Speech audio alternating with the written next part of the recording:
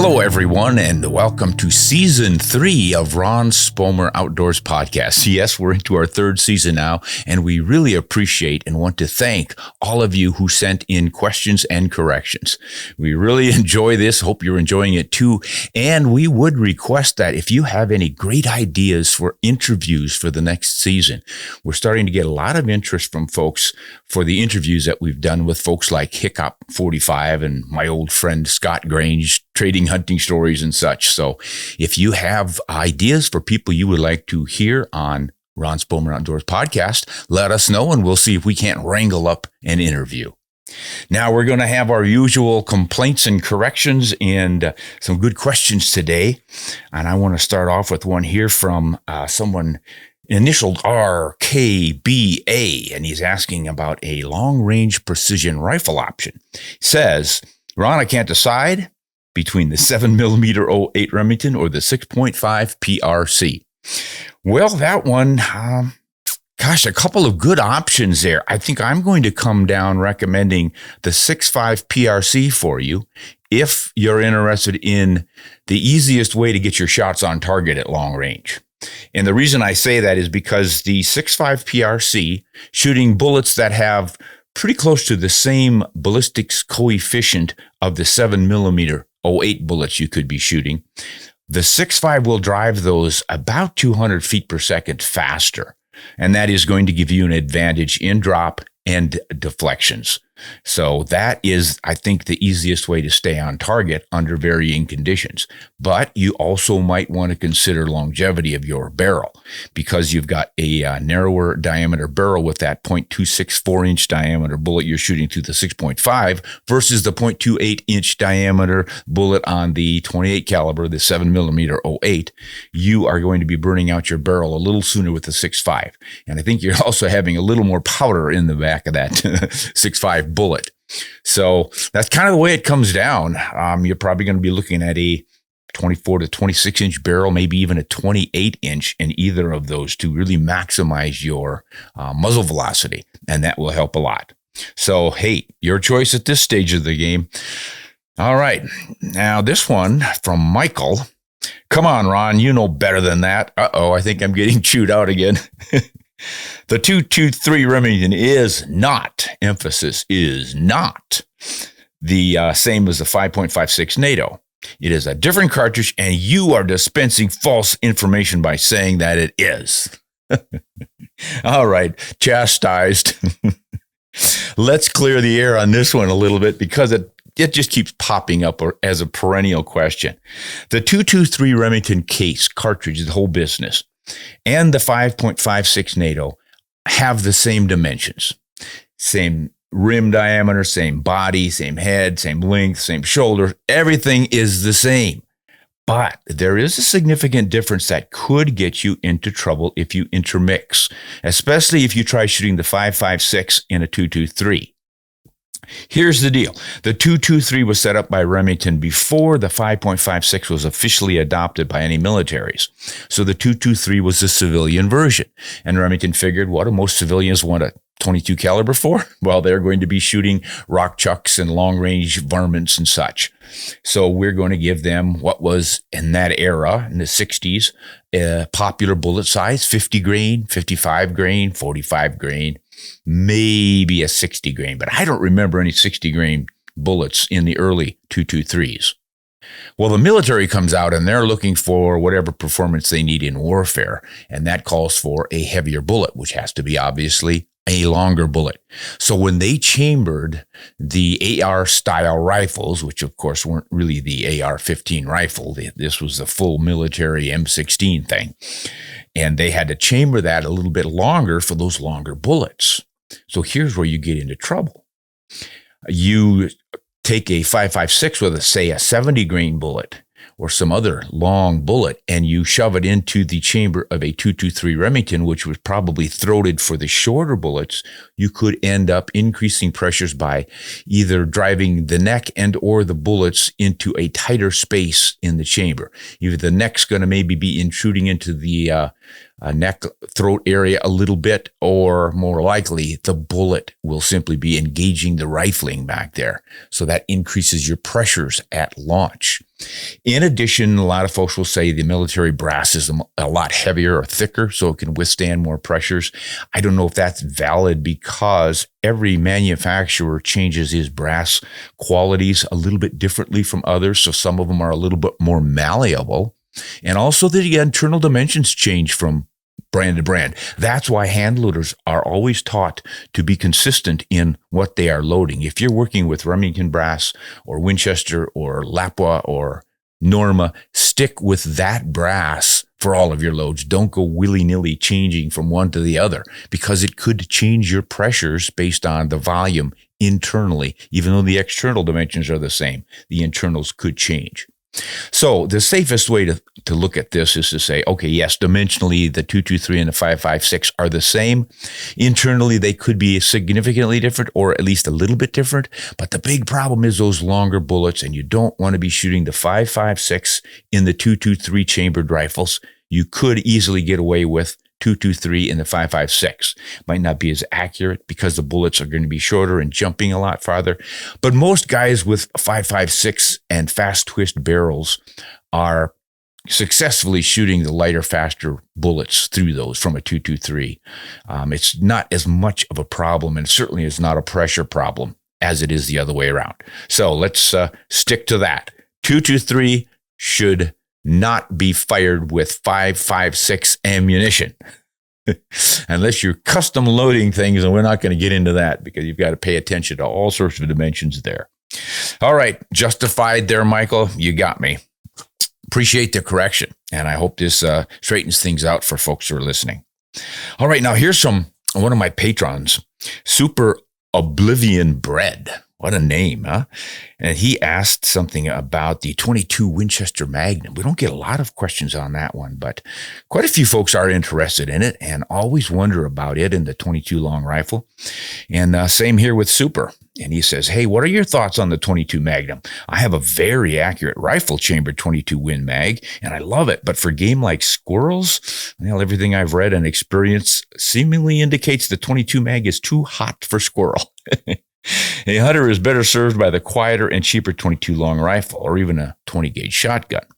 So if I were hunting coyotes, I would certainly prefer my 223. Do you think there's a place for the old 22 Winchester Magnum rimfire, or is it doomed to obsolescence by today's better performing rimfire options? And he mentions the 17 HMR and easier access to higher quality center fire cartridges. This won't keep me from enjoying my 22 mag, but I remain hesitant to use it for hunting beyond simple pest control operations. I know it sounds like I'm making a case against the 22 mag, but I really do enjoy shooting it. All right, so my answer to Super Oblivion here was, first of all, thanks for your support, Super. I really appreciate it. And secondly, I think you've answered your own questions. You figured it out. The 22 Win Mag is a fine, medium range, light recoiling, light reporting option for pest control. But it's not the best for meat hunting small game like rabbits and squirrels. Even if you head shoot them, there's just so much explosive damage, you can lose a lot of meat. So I agree that the 22 long rifle, the 22 short, and even the CB cap are much better for taking your small game meat animals. Headshots, it works just beautifully. You could take chest shots with them, but then you do risk hitting the shoulders and losing some meat there. The 22 mag, yeah, it has a lot more reach, and I enjoy that for pasture poodle shooting, shall we say. If I'm out in a infested alfalfa field, I like to have that Magnum rimfire, and then I can reach out to 100, 125 yards, and that just gives me a lot more shooting opportunities on some of those spookier ground squirrels. And then you can use it for coyotes. It's not optimal, but there are a lot of jurisdictions where you cannot use a center fire during some seasons when coyote season is open. So you might try the 22 Magnum there, and it's pretty effective if you put your shots properly, place it in the head or into the vital chest cavity, and out to 100 yards, 125 yards. It's got enough pop to do the job on coyotes. So continue enjoying that 22 Winchester Magnum of yours. Okay, this is from Rocky. Rocky is another patron, and he said, "Hey, Ron, I'm thinking about getting a falling block rifle, but I can't decide between the Ruger #1 and the Winchester 1885. I'd like to have your input on which you think would be the better option. I would mainly be using it for whitetails and groundhogs. Thanks and God bless." Well, thank you, Rocky, for that. Now, here's what I wrote back. I said, "Rocky, you are fixing to have some fun." I have loved shooting varmints like chucks with falling block rifles. There's just something about operating that lever and dropping in those rounds one by one. It's just the biggest consideration for you, I think, apart from the aesthetics, and that means the lines and the looks and the weight and the balance and everything, might be internal versus external hammer. I prefer by a slight margin, the look and the operation of that hammerless Ruger #1. But I also enjoy cocking and decocking the external hammer on the Winchester 85, except for the scope eyepiece getting in the way. Some scope eyepieces are going to protrude and get low enough to impede reaching in there with your thumb to pull the hammer back. I can usually make it work with the scopes that I've been using, but you want to consider that. Bit of a pain slipping the thumb in there sometimes. Now, another option, though a little pricier, is the Dakota Model 10, and that is now built and marketed by Park West Arms as the SD10. I find that to be a slimmer, more elegant option than the Ruger. There's not a single pin or a screw head to mar the action block on that rifle. It's really quite amazing. So let me know what you end up getting, Rocky, and if you're considering cartridges, I have really settled on the 25-06 in my falling block single shot for what you're talking about. Great for pronghorn, whitetail, mule deer. I could use it for elk with a heavier bullet if I wanted to, but I have other rifles for that. But it's great for coyotes, and it's not so powerful that you wouldn't want to use it for chucks and other pest animals. So you might want to consider that. One of my favorites. Okay. Now, those are things I copied from my work. Let us see what the team has pulled off. Questions that have been sent in by folks. And the first one is, can I do a video on the rise and fall of the 6.5 Creedmoor rise and fall? Yeah. Actually, that's not a bad idea because there is a bit of a fall. The 6.5 Creedmoor, after its incredible rise in popularity, is really starting to fade a little bit. Yeah, and I think it's largely because there are other cartridges out now to compete against it. 6.5 PRC, 6.5 300 Weatherby, the 26 nozzles. There are a lot of them in that .264 caliber venue, but also a lot more cartridges for shooting relatively inexpensively for the long-range action stuff like the 6mm Creedmoor, the 6.5 neck down. A lot of guys are finding it's a little less expensive to shoot that and less recoil, and they're enjoying it. So there are just more options out there. Yeah, I might do that someday. This was from Caleb from Oklahoma. And Caleb, I think you can kind of stay tuned. We'll put that one on the agenda, and we'll just take a look at where the Creedmoor started, what it did, and how it rose in popularity, and why, and what's happening to it now. Kind of a slight downhill, I think, and that might continue. Be interesting to see.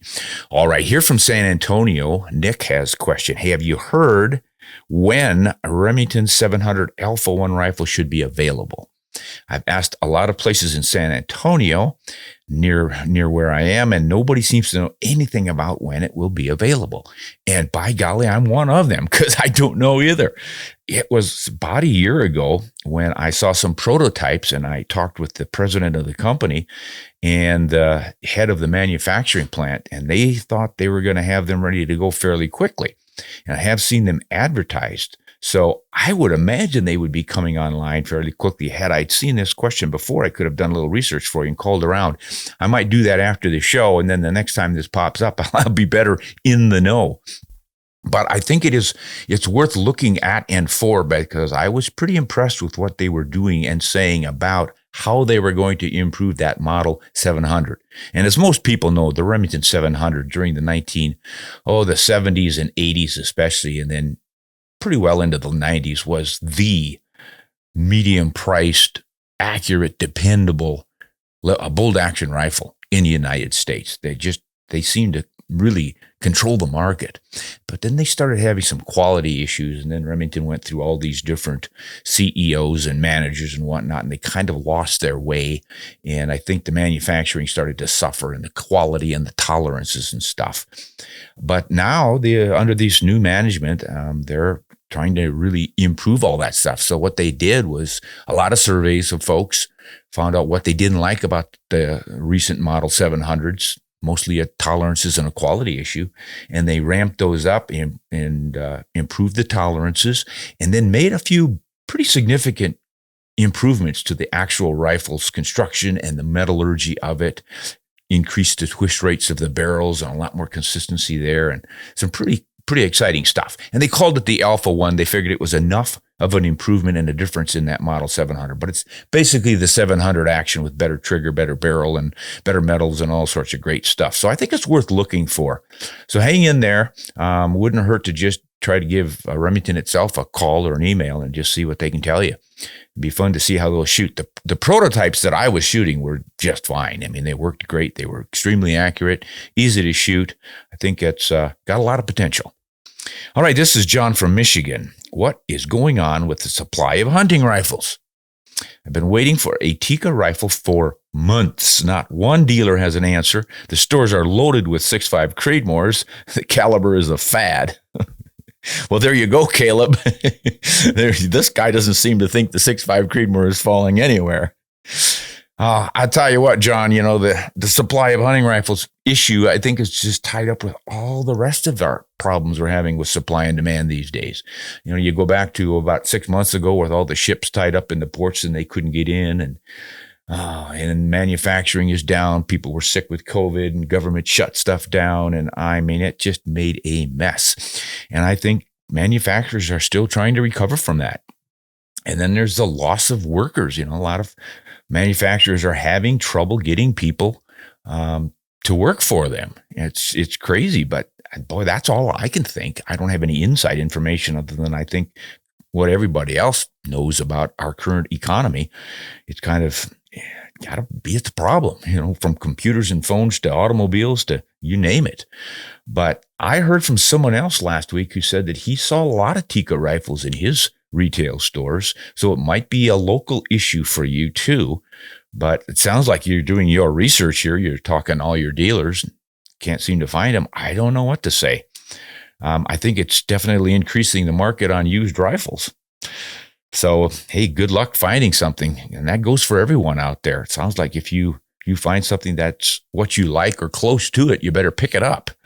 I mean, things might improve quickly here in the near future. I don't know, but it's getting to be quite an issue. All right, here from Arizona is Carl asking about what? I see 6.8 Western here. Ron, I was looking at Barnes load data for the 6.8 Western, and I noticed that they have data for 155 grain LRX bullet in .277 caliber, the right one. But that bullet is not listed on their website. Do you think it's something that's coming out in the future? I think it would be excellent for the 6.8 Westerner. Thanks. Yeah, that does seem like it would be something new they would be designing for both the 6.8, well, more than just both, but the 6.8 Western as well as the 26 Nosler or the 27 Nosler. And what is another potentially the 277 Fury from Sig Sauer. I think those all have fast twist barrels that would probably handle that bullet. In lead core bullets right now, the heaviest I know of is the 175 grain Sierra Match King or Game King Match King style bullet with a polymer tip. And I think Berger has one that's getting up toward 180 perhaps. Boy, they're getting to be some pretty long, heavy bullets in 270. So you're comparable in all copper, of course, are going to be a lot lighter in weight to be that long. You'll have that same maximum length, so they fit the throats of the rifles, but they're going to be lighter. And I would guess 155 grain would be about as heavy as they could go. So that is probably what's happening, just what you guessed. LRX is on the drawing boards, or they're beginning to manufacture it, not ready quite to start sending it out to the market. So maybe that's why it's not in their catalog or on their website. So I would keep a watch for that one. You're going to see a lot more developments in the longer bullets in both the lead core styles and the coppers in 277 this year. All right, from Texas, Rob. Ron, some years ago, I was regularly hunting South Texas whitetails using a Saco Forester in Winchester's 243, using 90 grain Remington Core-Lock ammunition. Boy, this guy is a equal opportunity user here. Winchester, Remington, and Saco all together. Let's see if it worked out for him. After losing several deer, something's going wrong. Losing several deer and hogs due to no knockdown and poor blood trail, a friend suggested that I use a lighter bullet, 55 grains, and a ballistic tip to boot. Okay, I know that bullet, 55 grain ballistic tip from Nosler. And I've seen it work pretty effectively in the very 243 Winchester you're talking about. Now, since switching to that bullet, I have never lost an animal. This is going to start some commentary. I've had 100% knockdown and stay down. Currently, I am using a round with a Nosler 55 grain ballistic tip Spitzer bullet loaded to 3,800 feet per second. With this round, I have never lost a deer, hog, javelina, or an aoudad. My range is typically 75 to 200 yards. I wonder if you could explain why the light, fast ballistic tip round performs so well. Thank you. I learned a lot from your videos, and I really like your style. Well, thank you so much for that, Rob. Let's see if I can come up with a suitable answer for you. I think I can, because I have satisfied myself as to what's going on here. Having done the same thing, I've shot a lot of game with the 243 and the 6mm Remington using 100 grain, 105 grain, and 90 grain, 80 grain bullets, 75 grain Barnes bullets, and just all kinds of them over the years. But when I, a couple times, used a varmint style bullet on deer, which was legal where I was hunting, I found dramatic results, the same that you're reporting. And what made sense to me is, if you know anything about explosive, as we call them, varmint bullets, they break up rather quickly after entering a target animal, and they make sort of a softball-sized wound. Everything happens very short distance, say 3 inches into the target. Things just go, all that energy is dispersed, the bullet breaks up into a lot of pieces. And if you put that bullet into the heart lungs of a deer, I mean, that is a significant percentage of its pulmonary system. The cardiopulmonary system is radically destroyed with that bullet. Whereas with a more controlled expansion bullet and deep penetration, yes, you have a long wound channel and you reach more tissue that way, but you don't have that larger wound pocket that you get with the more explosive bullet. And to me, that pretty much explains what's happening. And I've seen it several times with deer targeted just behind the shoulder, right over the heart. And it has such impressive hemorrhaging that those animals are pretty much done instantly. I don't know that I would attribute it to hydrostatic shock that I think a lot of folks would. I think it's more the fact that you've just completely let the air out of them, as some of my friends would say. That is a radical decrease in their blood pressure. And as anyone who's ever fainted or come close to it knows, if you don't have adequate blood pressure, you faint. And the animal faints, and then within several minutes, the brain cells die. This is what the clinicians tell me, the doctors. 10 minutes and all your brain cells are died if they don't have fresh oxygen. And that's what the heart and lungs do. They put oxygenated blood, pump it up to the brain, it recycles through your system. So that's what's going on, and I think that's what you found out. Now, why do so many people say never use these frangible bullets on deer or any big game? And some states even disallow them. Well, it's because those bullets do have the potential to come apart before they reach the vital area. So if you put your shot right on the shoulder, hit that major bone or muscle group, there's some potential that you'll tear up the meat and not reach the vitals. So you do have to be extremely careful and precise with your shot placement if you use those more frangible bullets. And of course, your velocity, 3,800 feet per second, increase the potential for what you've seen has been happening. That bullet just goes apart. There's so much energy in it that it has to go someplace, and the bullet cannot hold it together. So that's what's happening. That was a good one, Rob. Appreciate the opportunity to expound a little bit on what I've discovered about those frangible bullets on deer. Now, down in Kentucky, Daniel Boone's old state, Mr. Spencer says, "Hey, Ron, imagine that you are going to you're going to be taken on a mystery hunt." Well, I like that. Somewhere in North America, but you don't know where you will be going or even what you'll be shooting. but you know it will be a medium to large-sized game. So what rifle, what cartridge, and what bullet are you taking to be prepared for anything? Oh, this is kind of a fun one. All right, Spencer, let's see. I could be hunting anywhere from a whitetail mule deer up to a moose or maybe even a big grizzly bear up in Alaska or something, huh? Oh, boy. You know, there are a lot of great options out there, but I am going to start with a bullet because that is what's doing all the work. That is the most vital piece of this whole puzzle. Everything else is a launch pad for the bullet. So I'm going to make sure I have a controlled expansion bullet, something that's going to have deep penetration, not going to be stopped by major muscle group or large bones. And that to me suggests either a bonded bullet with some pretty hard lead, which you really can't get because to get a good bonded bullet, I think they have to go with pure lead. That keeps it pretty soft. So even though the jacket material and the lead are sticking together, the lead is pretty soft and malleable. So you got the potential to get pretty mangled up and maybe lose something. Now, if you go with the partition style bullets with the thicker jackets and all, like the A-frame Swift bullet, boy, you've got deep, deep penetration on that. Retains 80% or more of its weight and really penetrates deeply. And then there are several more along those lines and a good mix of thick jackets and hard lead cores. So something along those lines, maybe an AccuBond. But I think I'm going to stick with the copper bullets. I have just had so much luck with Barnes bullets over the years, and I've been shooting those since the early 1990s. And recently I've been shooting the Hammer Hunter bullets, which are quite similar, but there's a little bit difference in the radial grooves on it. It reduces the pressures and you get a little bit less fouling from them and such because there's less surface area touching the bore. And I find that they're a little bit faster than all the other bullets. Same weight, same powders, and I can drive them about 100 feet per second faster without any apparent increase in the pressures. So I really like those Hammer Hunters. But I would also look at cutting edge bullets, Badlands Precisions. There's just so many good copper bullets out there now.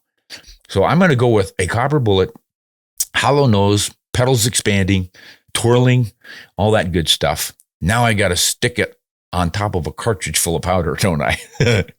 So with the potential for running into a big brown bear that could weigh 1,000 pounds or more, oh my goodness, I would be foolish to take something too light. Now I know a 30-06 can do the job because my friend Phil Shoemaker up in Alaska, master guides big bear hunters. He says the bears he's observed hit with a good bullet in the right place with 30-06 die just as fast as the ones hit with the 338 Magnums in the right bullet in the right place. So, but since this is a kind of a crapshoot here, why not err on the side of too much than too little? I might have to go with a 338 Win Mag, I'm afraid. I just know I'm covered, even though I'm always harping on how effective a good bullet in a 7-rem mag can be and all the rest. And I'm not real crazy about going mule deer hunting with a 338 Win Mag, but come on, it'll certainly do the job. I can handle the recoil. I've used a 338 Win Mag enough that I know I can do the job with it. And with the right bullets, you can shoot just about as flat as most of the 300s and the 7s. So yeah, I think I'm going to come down on that 338. Now I might take a look at something like a 338 Compact Magnum Ruger. Not very popular around. I don't know if I can even find a rifle chambered for it, but I like the idea of that shorter cartridge. Although I think that one also fits in the standard length action, same as a 338 Win Mag. And I'll find an ammunition I'm going to have to stick with that 338 Win Mag. I would entertain something else, but that's how I'm coming down on this one, partner. Now, if you threw the big bears out of it, I might have to go with some kind of a 7 mag. I just always loved that 7-rem mag, but I might be willing to try the 7 PRC. Boy, you can tell I really have my mind made up, don't I, guys? Juggling. But we all go through that, don't we?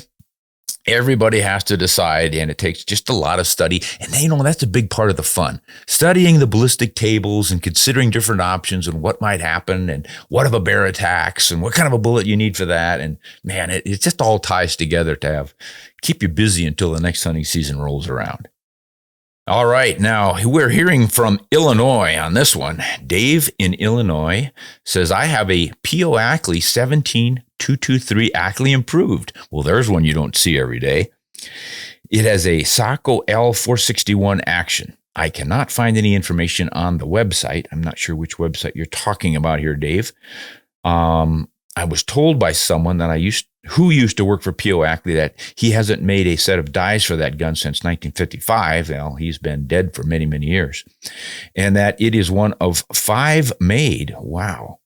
I'm not sure about that, but can you provide a picture and serial number? No, I can provide a picture and serial number. Any feedback would be great. Boy, Dave, I don't know about who made your rifle. If it was P.O. Ackley, he certainly made a few, but that would be kind of cool to know you've got an original one of only 5 17-223 Ackleys, and then Ackley improved to boot. But I just don't know that much about what he produced. I'm pretty much up on his whole ideas behind his Ackley Magnum cartridges and such, but I just didn't follow what he built as a gunsmith. So I really can't help you out there. Perhaps someone in the audience can. Anyone out there familiar with the 17-223 Ackley improved? Obviously, it's a Wildcat. Took the 223 Remington, neck it down to 17, sharpened the shoulder, I'm sure is what he usually did, went with the 40-degree shoulder on all of his improved cartridges. And there you go. So you could easily replicate that, and you can get dies for those from most of the die manufacturers will have them. Redding and RCBS and Hornady, and you just go to their custom die if they don't have it in stock, and they'll build one for you. You might, if you cannot find the exact dimensions of that 17-223 Ackley improved, you might have to make a chamber cast and send that to them. And then they'll be able to make one for you. But it's all possible. There's plenty of companies out there who can make all these things for you. That would be a hot little round. I haven't worked with too many centerfire 17s. Of course, you got the Fireball now, factory cartridge. The 17 Remington has been out for a long time, that way back into the 70s on that. And what's another 17 centerfire? 17 Fireball, 17 Hornet is out in factory cartridge too. So there's a simpler way to get your 17. But if you've got this original, that would be a fun one to work with. So yeah, I hope you find your dies. And if anyone wants to chamber that, they can also build reamers, chamber it up for you.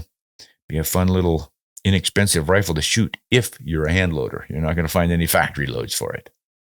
And that looks like, unless this computer's hiding something, the end of our questions for today. I don't think there are any more here on my notes. That's it. Hey, I want to thank all of you guys. And once again, welcome to our 3rd season here. Keep those questions coming, and especially the corrections. Always appreciate that, because we hate to steer you wrong. Until next time, this is Ron Spomer. Thanks for listening. Hunt honest and shoot straight.